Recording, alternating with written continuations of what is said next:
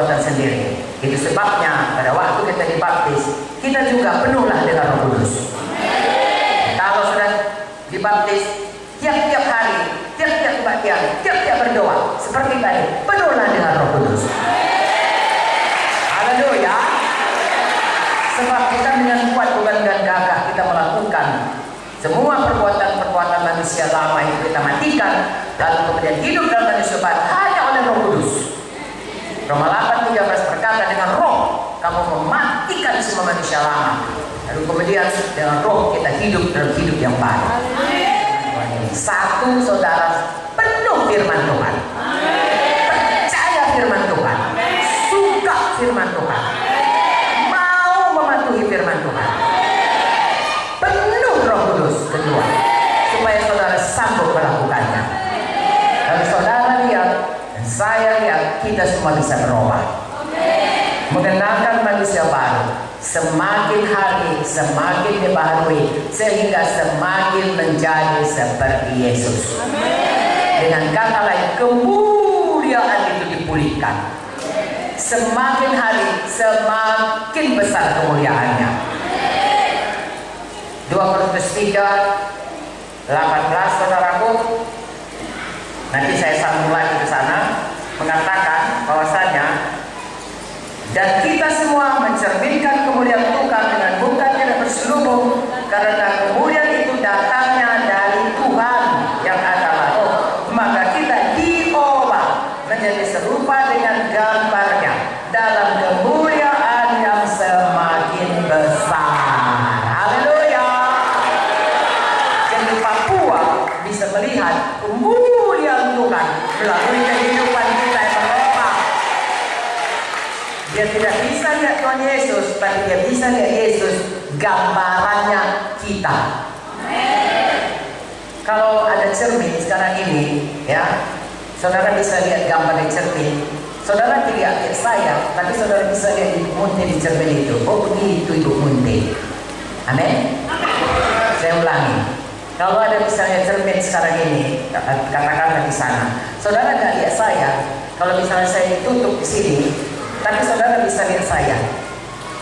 Dan kadang-kadang orang kalau mau mencuri lihat kan dia buat sepinggir cermin, orangnya nggak tahu, rupanya kita udah lihat dia semua, entah lagi ngapain kan. Nah begitulah, kita tidak melihat orangnya, tapi kita melihat gambarannya. Gambaran itu bukan orangnya, tapi gambaran itu memperlihatkan bagaimana keadaan orang itu sesungguhnya. Kita ini gambaran Tuhan Yesus diciptakan. Tuh orang tidak melihat Tuhan Yesus, orang tidak tahu Tuhan Yesus, bahkan tidak pernah dengar dari Yesus, tapi dia bisa lihat gambaran Yesus dari hidup kita yang diubahkan hari lepas hari.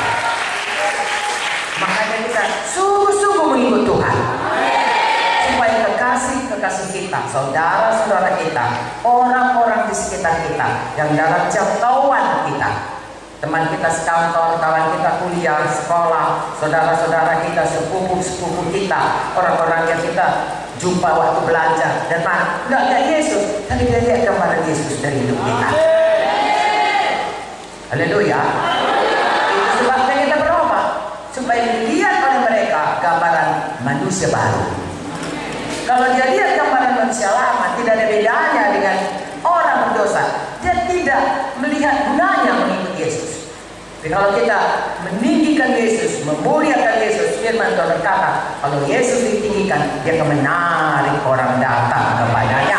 Jiwa-jiwa datang kepada Tuhan, kepada gerejanya, kepada keselamatan.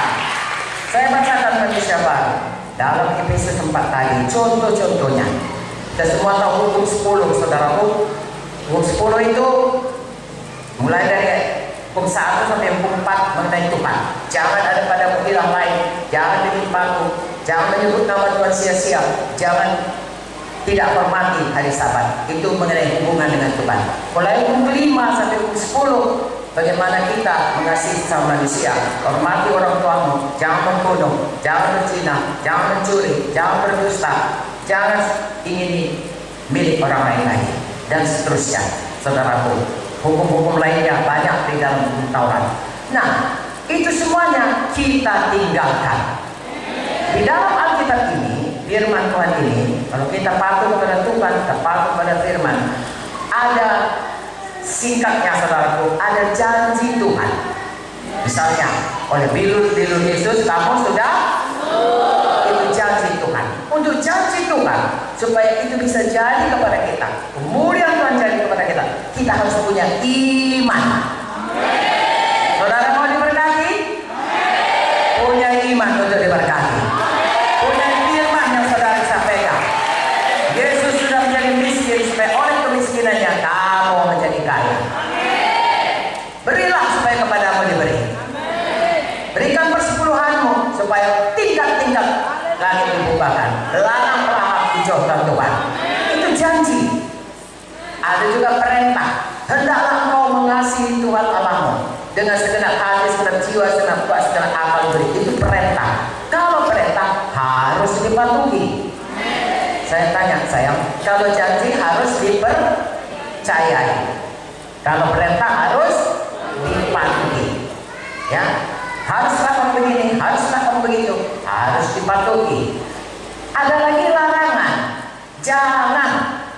Kalau sudah dikatakan Tuhan jangan dikerjakan. Kalau dikatakan Tuhan buat, harus dibuat. Kalau katakan Tuhan janji, harus dipercayai. Haleluya. Sangat mudah mengikut Tuhan.